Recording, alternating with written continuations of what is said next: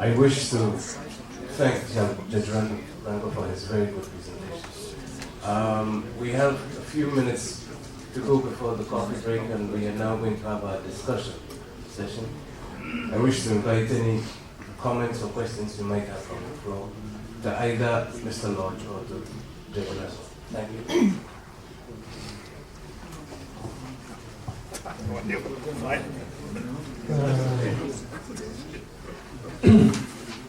Ira Machado, CPRM. Eu vou me dirigir ao Mr. Michael Lodge na sua exposição a respeito dos regulamentos, de tudo aquilo que está sendo levado em consideração pela ISA, especificamente com relação à minuta do Mining Code, Código de Mineração. Eu gostaria de levantar um ponto a título de sugestão para que fosse discutido dentro do âmbito da ISA, que é o seguinte: com a experiência que nós temos na mineração convencional em áreas terrestres, as nações mais modernas começaram a aplicar o Instituto da Financial Assurance, ou seja, em português seria traduzido por uma caução, no caso da extração de bens minerais. Tanto quanto eu entendi, a minuta que foi apresentada pelo Mr. Lodge diz respeito à fase anterior, que é a fase de exploration, ou pesquisa mineral, como nós traduzimos em português. Entretanto, considerando a duração dessa fase de exploration, que foi estabelecida em 15 anos, a tecnologia avançada que terá que ser utilizada por empresas, seja empresas estatais ou empresas privadas, os investimentos que serão realizados em torno desses projetos. Então, eu venho sugerir que seja incluída uma provisão de fundos através do contrato a ser celebrado entre a empresa e a ISA, com a finalidade de proteger o meio ambiente, considerando que ao longo de 15 anos a empresa responsável pode vir a falir. E havendo uma falência, isso seria altamente desastroso para o ambiente da área, né? E, a meu ver, não havendo esse tipo de provisão, o encargo, o ônus, cairia sobre os ombros do Estado correspondente. Então, isso fica apenas como uma sugestão ao compararmos o que acontece com a mineração convencional em áreas terrestres. Muito obrigado.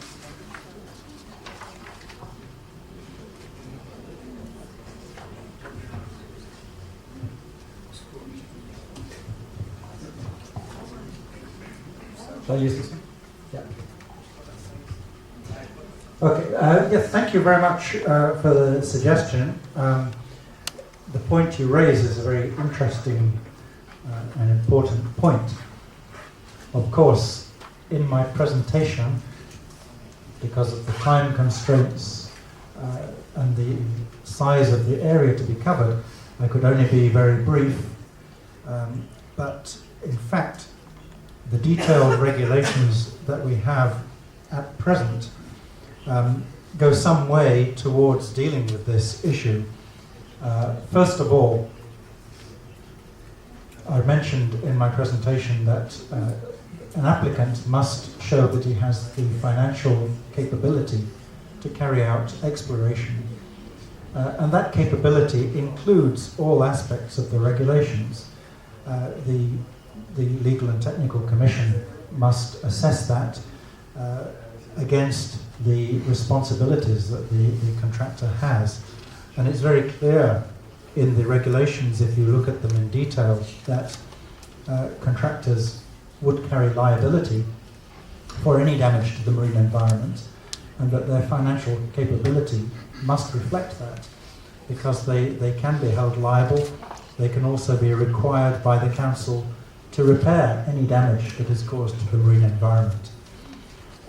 There is also a provision in the regulations that actually requires the council in due course to consider this very issue of financial guarantees against potential future environmental damage, even after the end of a contract.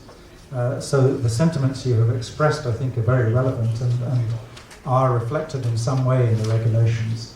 And of course, this is an issue that I think that in future years, it is likely that the council will take up those issues and look at them very seriously. Thank you.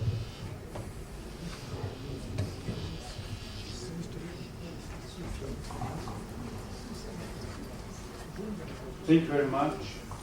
I have a question for Michael Walsh. You made a very clear explanation about the nodules regulation, but we know that for sulfides and crosts, there are some very important differences in concerning fees, concerning participation of the seabed authority, and also size of area. Could you give us a little explanation about this difference? Thank you. Thank you, Kaiser. Yes, I think that what I can say about sulfides and crusts is, of course, that regulations to cover exploration for sulfides and crusts are presently under development by the Council.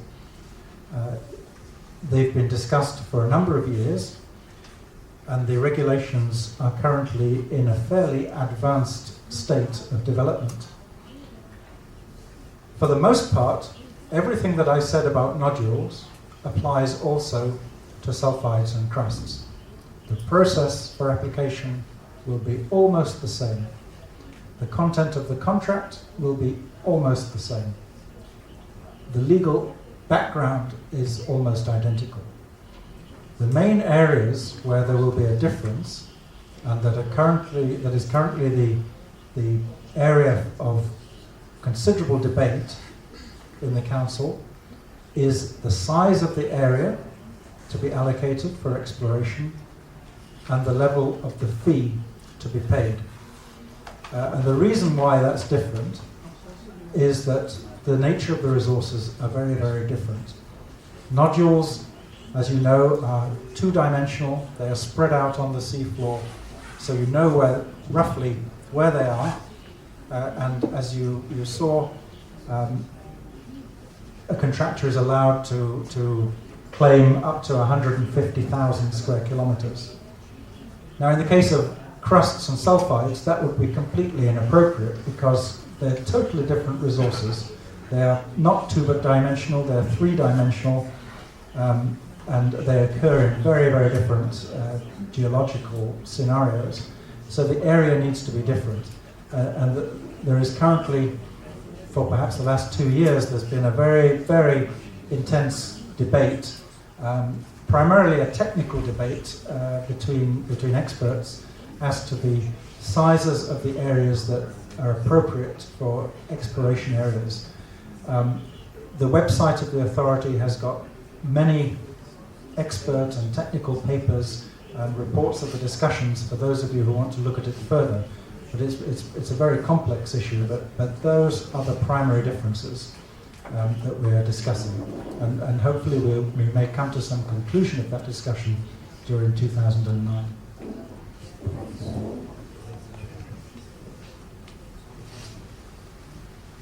Marcos Almeida. Nós estamos tendo um problema de tradução, que você falou da... É porque o pessoal de fora, de outros países, eles entendem o que a gente fala. Só comentando que há uma solicitação de se fazer a pergunta também em inglês para que possa ser retransmitida pela internet também a tradução. Pessoas de fora não possam ouvir. Dessa maneira eu vou fazer, me permitir fazer a pergunta em inglês. And the question is direct to Mr. Lodge and the Professor Manoto Rangel. And it's relating to the convention says that to ask for exploration of a preserved area, the company or the enterprise need to be sponsored and effectively controlled by a developing state. So I would ask Mr. Lodge to elaborate on the case that we had, discussion that we have had regarding a company that is sponsored by a developing state. But there was some doubt about if it was controlled by that developing state. And the question to Professor Manoto Rangel would be regarding the interpretation of this. What would be a company to be sponsored by a developing state, and what means effectively controlled by a developing state? Thank you. Well, maybe I'll try to give an answer first, and then the more eminent jurist can give the correct answer. But, well, the words effective control are not specifically defined in the convention. So you can look at it in several ways. You can look at it in the context of economic control, and perhaps if you think in terms of company law, that might be the way that you would think of it. Or you can look at it in terms of regulatory control. If you think of the case of civil aviation, for example, that is how the International Civil Aviation Organization might look at effective control in terms of granting air rights. But you can also look at it in terms of the convention and the whole requirement of state sponsorship. And that's set out in Article 139 of the convention, which defines the responsibility of a sponsoring state. Effectively, it says that the sponsoring state has a responsibility to ensure within its legal system that a contractor that is sponsored by it shall carry out activities in the area in conformity with the terms of its contract and its obligations under the convention. So without any better definition that is not provided for us, by the convention, it seems to me that that's the immediate place to look. If a sponsoring state is prepared to give an undertaking and an assurance that it has that capacity to ensure that its contractor carries out the contract, follows the terms of the contract, and acts in accordance with the convention, then it seems to me that that amounts to effective control for the purposes of the convention. And certainly that might be the case until we hear otherwise. And the only place that we might hear otherwise is from a competent court or tribunal. So let me pass over to the competent court or tribunal to provide a definitive ruling. Yes, of course. Thank you very much. Well, I think the answer is not possible to give it by myself, by the statute of the International Tribunal for the North Sea itself. Look, for instance, at Article 21 on jurisdiction of the tribunal. Article 21 of this statute says the jurisdiction of the tribunal comprises all disputes and all applications submitted to it in accordance with this convention and all matters all matters specifically provided for in any other agreement which confers jurisdiction on the tribunal? I think the answer should be given by the tribunal, but in accordance with Article 21. Well, I mentioned it before when I explained how to promote the development of the tribunal. I mentioned this point, taking into account precisely Article 21 of the statute. I think in this case it would be convenient to take an agreement between, among, for instance, not our country and other countries.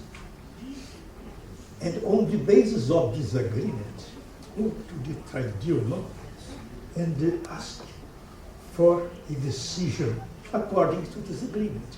What is important in the international tribunal system framework is to allow any state to get in agreement with other states, and on the basis of this agreement go before the tribunal. And in this case, the tribunal would have the necessary jurisdiction to answer the question or to settle the dispute. This, I think, it is the way for developing the international law system regarding either the seabed authority and also the tribunal on the law of the sea. So, go to an agreement in our case, for instance, Brazil and other countries in the same region, trying to get in conversation, in negotiations, in order to obtain an agreement, and on the basis of the agreement go to the tribunal or go to the seabed chamber of the tribunal. Thank you very much.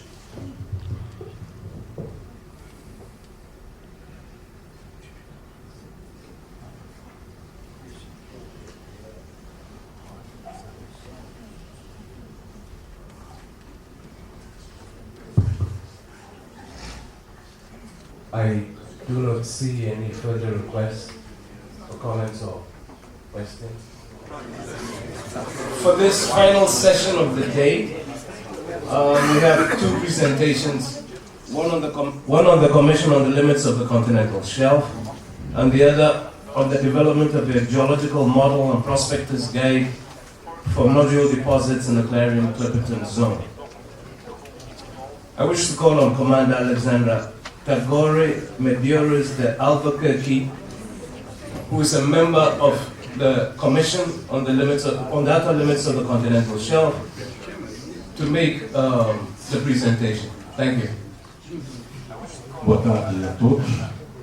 De início, faço questão de agradecer as palavras elogiosas a mim endereçadas nesta manhã pelo ministro Figueiredo e nesta tarde pelo dileto amigo professor Maroto Rangel. And I would like to thank Ambassador Mendam for your kind words addressed to me in my condition of Chairman of the Commission. Thank you very much, Mr. Ambassador.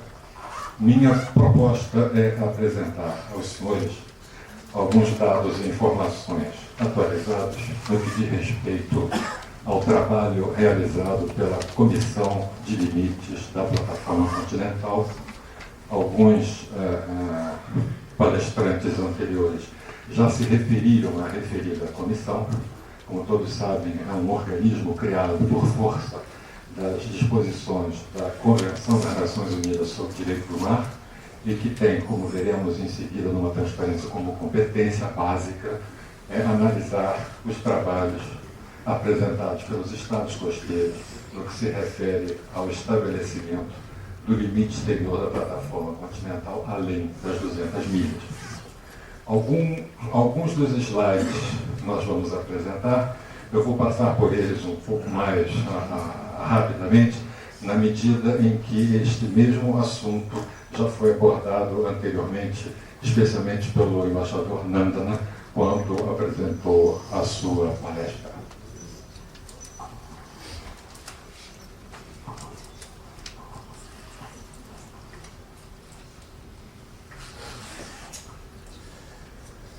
Essa transparência inicial, vou passar por ela rapidamente.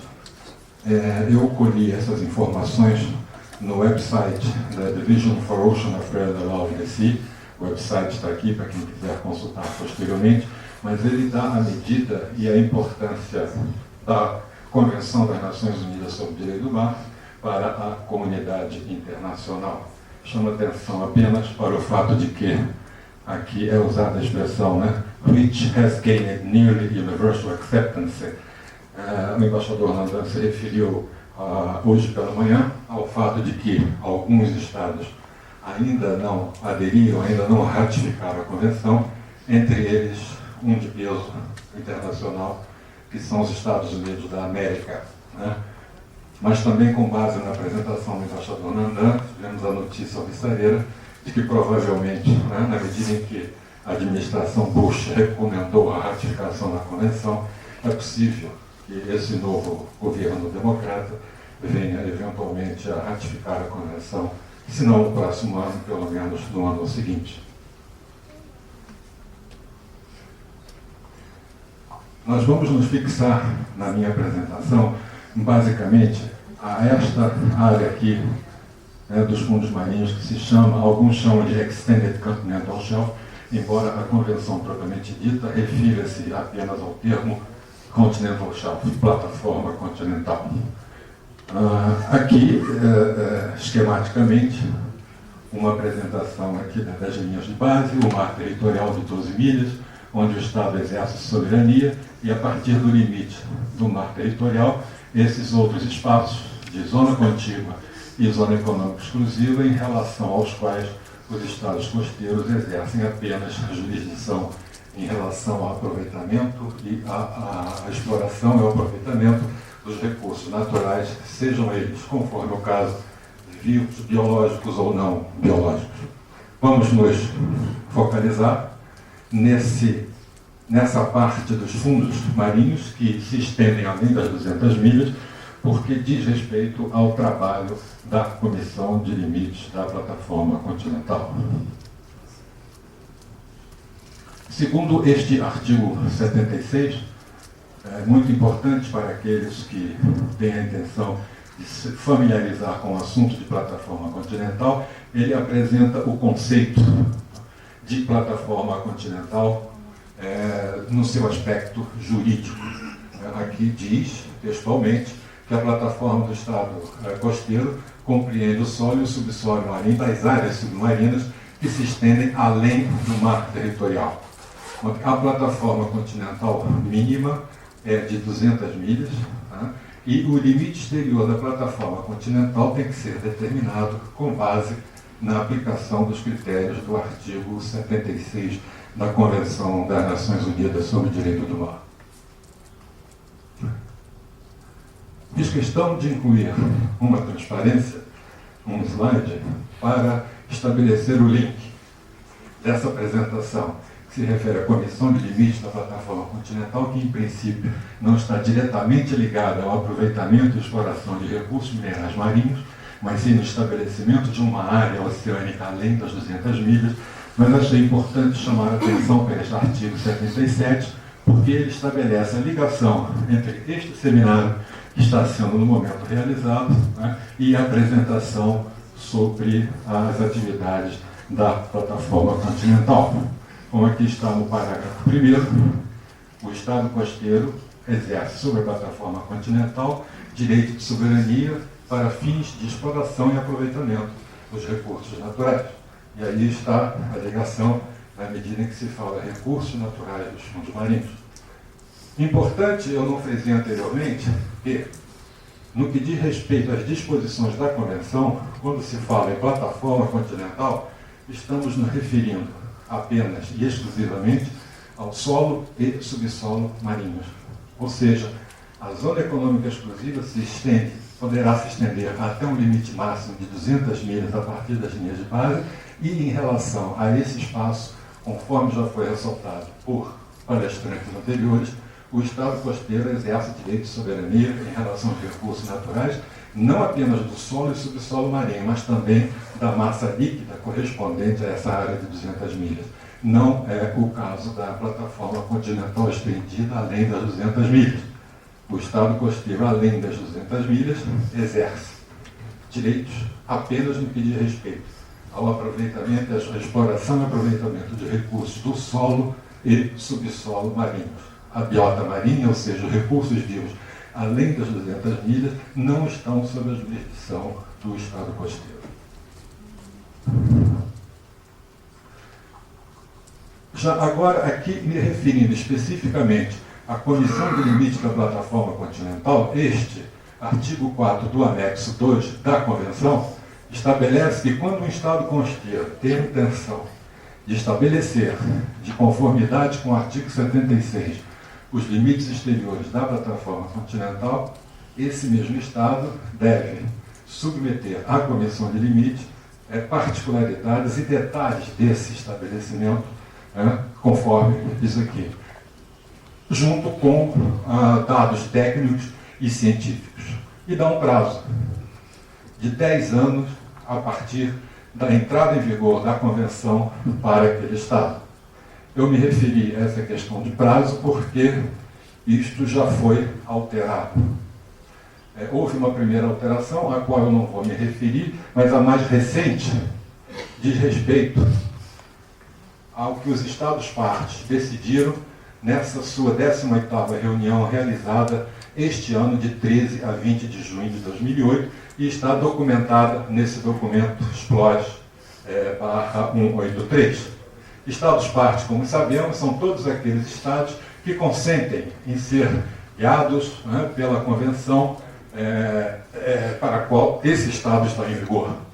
Então, segundo esse documento e essa decisão, entendem os Estados-partes que o Estado costeiro terá cumprido ou terá observado as normas da Convenção se apenas submeter ao secretário-geral informação preliminar e indicativa dos limites exteriores da plataforma continental além das 200 milhas e uma descrição do status da preparação e aí a data de intenção de encaminhar uma proposta à Comissão de Limites.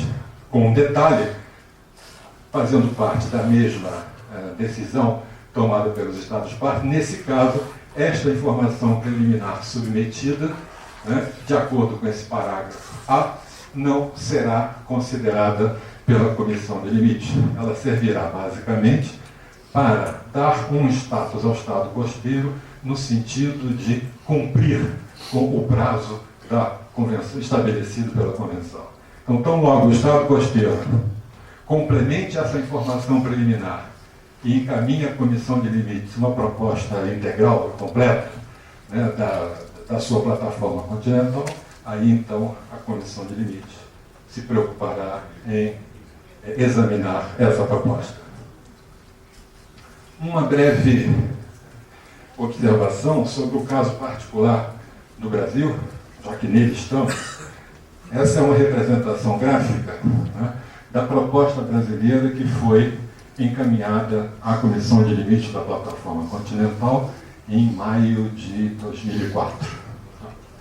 Este azul mais leve, o light blue, é o limite da zona econômica exclusiva de 200 milhas ao longo da costa brasileira e das ilhas oceânicas. Este azul, o dark blue, o azul mais escuro, é a área oceânica além do limite das 200 milhas que foi encaminhada, que foi submetida à Comissão de Limites da Plataforma Continental. Se somarmos essas duas áreas, além das 200 milhas, nós temos uma plataforma continental estendida de aproximadamente 960 mil quilômetros quadrados, né, que somados com esta outra área aqui, de zona econômica exclusiva, é o que, conforme já foi referido aqui nesta manhã, a Marinha do Brasil está chamando de Blue Amazon, de Amazônia Azul. Apenas como informação complementar, e pegando uma certa carona em exposições que foram feitas hoje pela manhã, o nosso colega da Petrobras, o Dr. Jefferson, se não me engano, não sei se ele ainda está presente, já se ausentou, ele se referiu à localização de alguns poços na área do pré-sal, chamados de Júpiter, Iara, Tupi e outros. Né? Todos esses poços aqui estão nesta região daqui, no limite das 200 milhas de zona econômica exclusiva. Porém, como ele próprio, o Dr. Jefferson, enfatizou, é possível que, se não me engano, Tupi ou Júpiter, o reservatório desses poços possa se estender de alguma forma para além das 200 milhas. Bom, ainda que o processo de exame do limite exterior da plataforma continental brasileira não tenha sido encerrado no âmbito da Comissão de Limite, a proposta encaminhada pelo Brasil, nessa região aqui, ela se estende aqui até 350 milhas, né, e aqui próximo das 350 milhas, segundo outros critérios. Então, esta área daqui é muito extensa. Então, por mais que o poço de petróleo, né, o reservatório, se estenda para além das 200 milhas, nos termos da Convenção, como eu costumo dizer, enquanto a comunidade internacional estiver pautando o seu comportamento nas normas da lei, dentro do Estado de Direito, nós não temos que nos preocupar com a nossa jurisdição em relação a esses poços de petróleo. Vou mais além. Também hoje foi suscitada uma dúvida em relação a um pagamento de royalties que o Estado costeiro tem que fazer à Autoridade Internacional dos Fundos Marinhos no caso de explorar recursos além do limite da plataforma continental. Isto é fato, está na Convenção, portanto, tem força de lei para aqueles países que já ratificaram a Convenção e, se forem consultar o artigo 82 da Convenção das Nações Unidas sobre o Direito do Mar, lá verificarão o detalhamento desse pagamento de royalties. Há uma exceção. Se o Estado costeiro for um importador do recurso que ele está explorando além das 200 milhas, nesse caso, então, ele será dispensado de pagar esse tipo de royalties.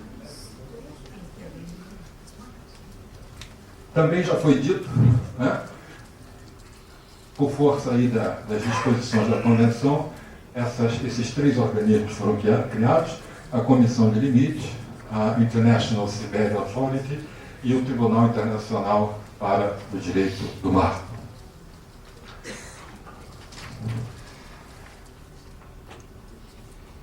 Ainda de acordo com esse anexo 2 da Convenção, a Comissão de Limite, a exemplo do Tribunal, conforme enfatizado pelo professor Marota, é composta de 21 membros, né, expertos na área de geologia, geofísica ou hidrografia, eleitos pelos Estados-partes, que servem à Comissão na sua condição, na sua capacidade individual e não representam seus Estados, na medida em que são eleitos pelos Estados-partes pessoalmente. São eleitos para um período de 5 anos e podem ser reeleitos, e o Estado-parte que submeteu, né, a indicação de um membro deve, depois eu vou me referir a essa expressão aqui, defray the expenses, quer dizer, pagar as despesas dos peritos da comissão enquanto exercem as suas atividades no âmbito da comissão.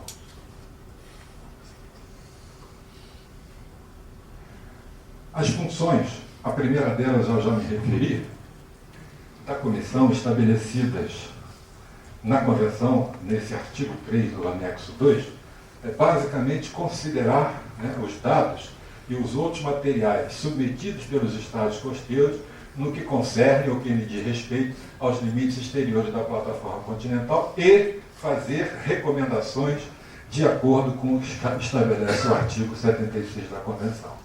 Uma outra função é prover assistência, né, técnica e científica aos estados costeiros, se eles assim solicitarem, para o cumprimento dessa disposição incluída na alínea A. Isso é importante para dizer de que forma a comissão de limite, conforme diz, composta de 21 membros, de que forma ela se organiza para examinar detalhadamente a proposta encaminhada por um Estado costeiro. Inicialmente é feita uma apresentação pela delegação do Estado para todos os 21 componentes da comissão de limite. Em função desta apresentação de uma análise preliminar, ou seja, a comissão de limite procura identificar os principais aspectos técnicos e científicos envolvidos na proposta. Isto porque, se uma proposta estiver com muito peso na parte de geofísica, de sísmica, de reflexão, a subcomissão de 7 membros tem que contar com um número adequado de geofísicos para a análise da proposta. Por outro lado, há países como o Japão, por exemplo, que recentemente encaminhou sua proposta, que certamente não baseará, por razões lógicas das características geológicas e geomorfológicas da sua margem continental, a sua proposta se baseará no limite relacionado à distância ao pé do talude continental, que é um limite batimétrico relacionado à distância, e não mais à espessura de sedimentos. Então, neste caso, a subcomissão que vai analisar a proposta do Japão terá que ter especialistas adequados e com competência nessa área específica para poder examinar a proposta. Mais do que isso, quando um Estado costeiro encaminha uma proposta, pode ser que ele tenha algum problema de disputa marítima com um outro Estado, muitas das vezes, na maior parte das vezes, vizinho. Então, a comissão de limites evita indicar para esta comissão de 7 membros um perito que seja nacional desse Estado, que tenha uma disputa marítima em relação ao espaço marítimo com esse Estado. Então, analisando as características da proposta apresentada, esta subcomissão de 7 membros, ela é estabelecida, o processo é de uma eleição interna no âmbito da comissão, e que então examina detalhadamente a proposta que foi encaminhada pelo Estado costeiro. Uma vez terminado este trabalho, esta subcomissão, por escrito, encaminha uma sugestão de recomendações ao plenário da comissão de limites, aí então aos 21 membros, que podem concordar inteiramente com as sugestões formuladas pela subcomissão ou pode emendá-las conforme entender necessário. E, de um modo geral, é isso que ocorre. A subcomissão trabalha, apresenta a minuta do trabalho e a comissão de limite discute, em alguns casos, exaustivamente essa proposta e introduz alterações. Essas recomendações, por força de dispositivo da Convenção, são encaminhadas pela Comissão de Limites ao Secretário-Geral das Nações Unidas e ao Estado costeiro que encaminhou a proposta. Para desenvolver suas atividades, a Comissão de Limites produziu uma série de documentos e que eu fiz questão de ressaltar esses 4 por sua importância, e todos eles estão disponíveis no website da Dualos, nesse endereço aqui, aqueles que estão interessados podem consultar. O primeiro deles é esse documento que diz respeito às regras de procedimento da Comissão de Limites, ou seja, a própria Comissão de Limites estabeleceu as suas regras de procedimento, de que modo ela deve proceder internamente para analisar a proposta dos Estados. Esse documento, que nós chamamos simplificadamente de guidelines, são as Scientific and Technical Guidelines, é uma tentativa da Comissão de Limites no sentido de auxiliar os Estados costeiros a interpretar o artigo 76 da Convenção para poder estabelecer o limite exterior da sua plataforma continental. Como o próprio nome diz, são guidelines, elas não são obrigatórias, elas não têm que ser necessariamente cumpridas pelo Estado costeiro, que ele próprio, né, tem competência para interpretar a Convenção e estabelecer a maneira pela qual ele vai delinear o limite exterior da sua plataforma continental. Mas, sem dúvida, que esse documento é um guia e que pode, e na minha opinião deve, ser considerado pelos Estados. Este documento se refere ao Código de Conduta Interna dos componentes da Comissão de Limites. É um tipo de documento muito comum em qualquer tipo de organismo, né, de comissão, e que diz respeito à maneira pela qual, não só do ponto de vista ético, mas profissional, que devem ser respeitados, né, esses conceitos pelos membros da Comissão de Limites. E, por fim, esse documento que tenta, né, apresentar um tipo de ajuda aos estados costeiros na base do desenho, porque é uma flowchart, né, que orienta o estado costeiro que pretende preparar uma proposta a ser encaminhada à Comissão de Limites. No momento, a composição da Comissão de Limites para o período de 2007 a 2012 é esta daqui. O professor Morota Rangel já se referiu aos grupos regionais, hoje estabelecidos no âmbito das Nações Unidas, que é África, Ásia, Europa Oriental, Europa Ocidental e outros estados, e o grupo latino-americano e do Caribe. Nós temos aqui no grupo da África os colegas da Nigéria, Ilhas Maurício, Camarões, Gana, Seychelles. Na Ásia, os colegas da Malásia, China, Coreia, Índia e Japão. O grupo da Europa Oriental, România, Geórgia e Rússia. Em português, Romênia, desculpem. Europa Ocidental e outros estados, Noruega, Irlanda, Portugal e Austrália. Não se espantem, porque a Europa Ocidental, né, a Austrália, está incluída, porque é essa divisão regional usada pelas Nações Unidas. Não apenas a Austrália, mas Estados Unidos e Canadá, por exemplo, também estão incluídos na Europa Ocidental e outros estados. E, por fim, né, mas não menos importante, o grupo latino-americano e do Caribe, com os colegas do Brasil, da Argentina, México e Trinidad e Tobago. A situação atual das propostas apresentadas à Comissão de Limites é essa que aí está.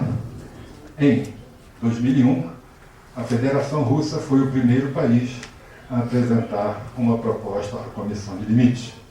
Esta proposta já foi examinada e a Comissão já encaminhou as recomendações não apenas ao secretário-geral, mas também ao governo da Federação Russa. Em 2004, 2 estados apresentaram proposta, Brasil e Austrália. A exemplo do que já ocorreu com a Federação Russa, Brasil e Austrália, os governos de Brasil e da Austrália já receberam ambos as recomendações formuladas pela Comissão de Limites. O mesmo ocorreu, né, em relação à Irlanda, que apresentou sua proposta em 2005, e em relação à Nova Zelândia, que apresentou a sua proposta em 2006.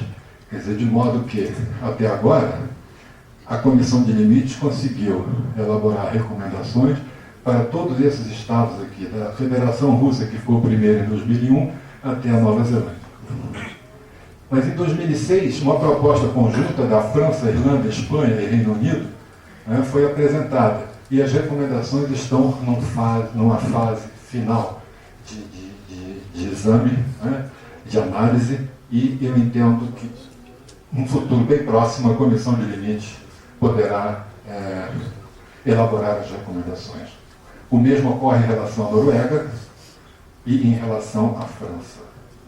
Aqui cabe ressaltar, porque embora esteja a França, ela é apenas uma proposta parcial. A França submeteu à Comissão de Limites uma proposta parcial em relação às áreas da Guiana Francesa, na América do Sul e da Nova Caledônia. Por isso é que a gente chama parcial. O México também fez uma proposta parcial, na medida em que envolve uma pequena área no Golfo do México, em que os mexicanos apresentaram a sua proposta de ir além das 200 milhas, até porque as outras áreas estão em litígio, seja com Cuba, seja com os Estados Unidos, naquela região. Em 2008, este ano, 4 países, estados, melhor dizendo, apresentaram propostas. Barbados, a Comissão de Limites recebeu a proposta, mas ainda não estabeleceu nem a subcomissão de 7 peritos que vai examinar a proposta. Isto porque, segundo as regras de procedimento da comissão, às quais eu me referi anteriormente, a Comissão de Limites, por sermos ao todo 21, decidiu que apenas 3 subcomissões poderão funcionar ao mesmo tempo. E nós, no momento, temos 3 subcomissões funcionando ao mesmo tempo. Por isso, não estabelecemos a subcomissão de Barbados e muito menos do Reino Unido. E também parcial, o Reino Unido fez uma proposta bastante reduzida, porque outras se seguirão, esta especificamente em relação ao Atlântico Sul, no que diz respeito à Ilha da Ascensão. Os ingleses estão pleiteando um limite além das 200 milhas na região da Ilha da Ascensão. Por fim, Indonésia e Japão, Japão sendo o último, o mais recente, melhor dizendo, que encaminhou uma proposta, e as delegações da Indonésia e do Japão, na próxima sessão da comissão, que será em março, abril do ano que vem, farão as suas respectivas apresentações das suas propostas à Comissão de Limites. As futuras sessões da Comissão de Limites estão previstas para a 23ª, neste período, 2 de março a 9 de abril, e a 24ª, de 10 de agosto a 11 de setembro.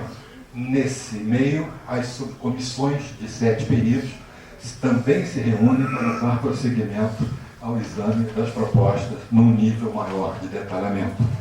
Mas a comissão com os 21, quando se reúne, entendo que para a próxima sessão nós devemos considerar as recomendações em relação às propostas feitas conjunta, França, Irlanda, Espanha e Reino Unido, Noruega e França.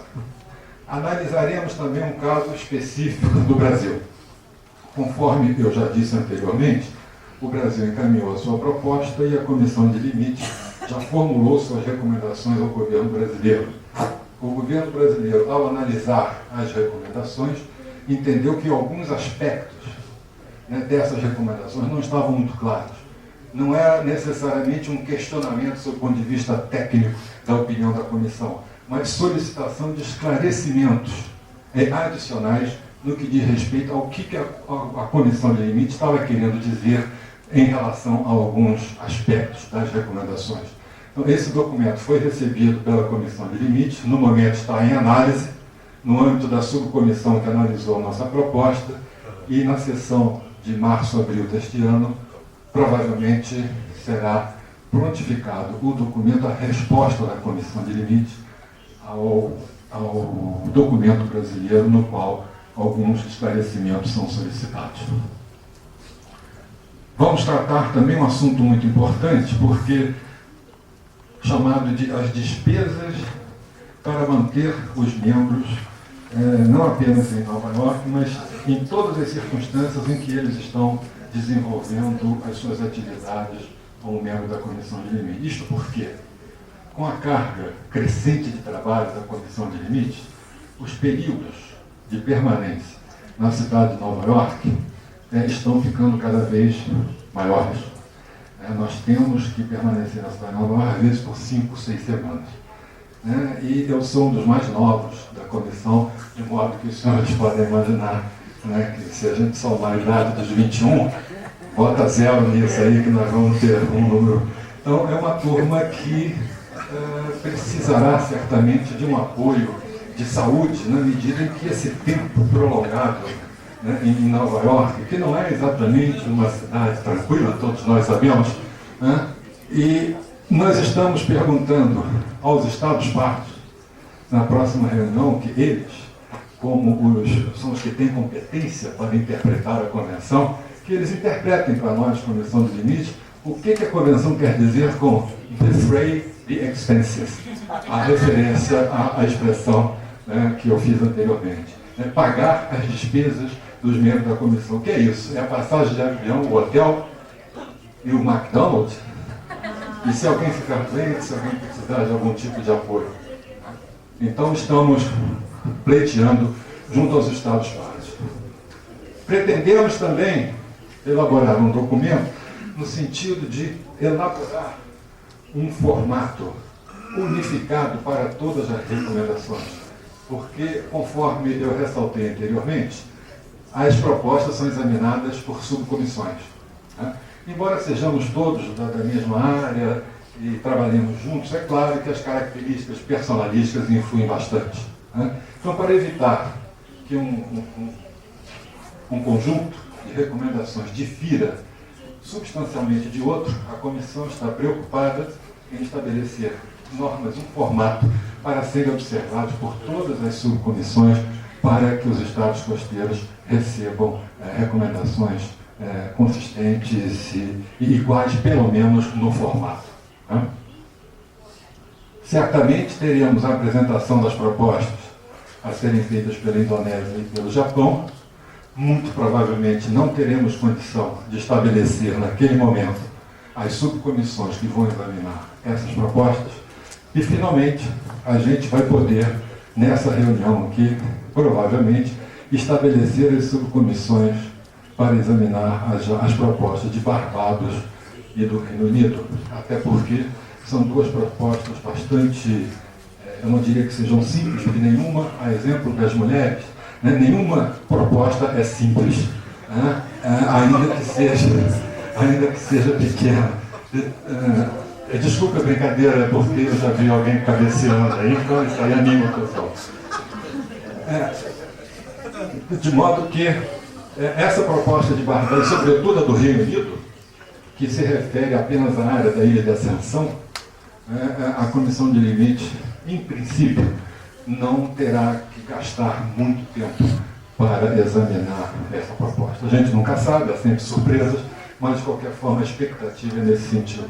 E em agosto e setembro desse ano, além de eventuais propostas que possam ser encaminhadas até maio de 2009, porque este é o prazo para que a proposta possa ser examinada neste período de 10 de agosto a 11 de setembro. Se a proposta for encaminhada após maio de 2009, ela terá que ser apresentada já na primeira reunião de 2010, porque há uma necessidade, há uma carência de 3 meses entre a apresentação da proposta, né, e o início do exame dela no âmbito da comissão. E espero, realmente, sinceramente espero, que a comissão tenha condições de adotar as recomendações em relação à proposta conjunta da França, da Irlanda, da Espanha e do Reino Unido, da Noruega e da França.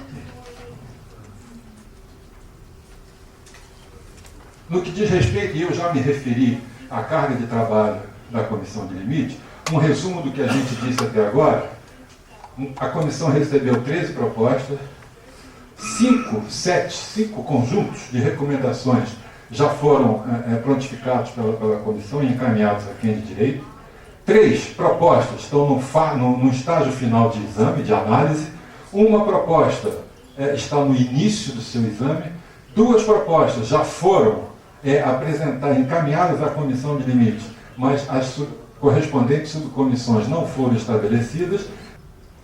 Ainda no contexto da carga de trabalho da comissão, né, e apesar, né, desta carga de trabalho crescente, nós entendemos que a comissão de limites está em condições de desenvolver as suas atividades de acordo com as disposições da Convenção, das suas regras de procedimento e das Scientific and Technical Guidelines. E, por fim, na reunião deste ano dos Estados-partes, né, o trabalho da comissão, né, foi ressaltado, né, que os Estados-partes fizeram referências ao trabalho da Comissão de Limite e algumas dessas delegações chegaram, inclusive, a elogiar o trabalho da Comissão de Limite, sobretudo alguns estados que já receberam as recomendações emanadas da Comissão de Limite.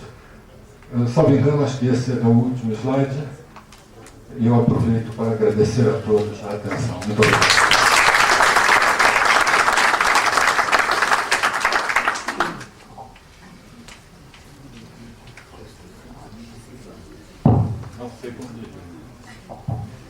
Thank you very much. Thank you. Thanks.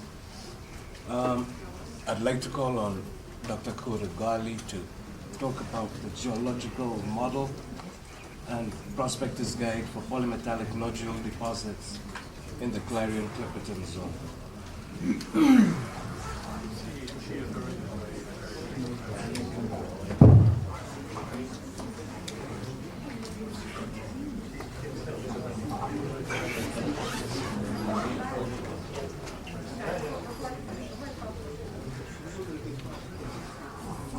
Thank you, Chairman. Good evening, delegates. After listening to the legal aspects of the oceans and the resources in the oceans, now I wish to take you to the scientific aspects of the marine mineral resources, especially the nodules. Okay. Can I have the first slide? The authority, as you have heard in the morning, is engaged in an exercise of establishing a geological model for the nodule resources in the Clarion-Clipperton zone. 7 of the 8 contractors of the authority are in the Clarion-Clipperton zone. This is in the Pacific. I'm going to talk on the geological model and the prospector's guide for polymetallic nodule deposits in the Clarion-Clipperton zone. Next. Before I begin, let me, for the benefit of those who are not initiated into this, get into what are polymetallic nodules.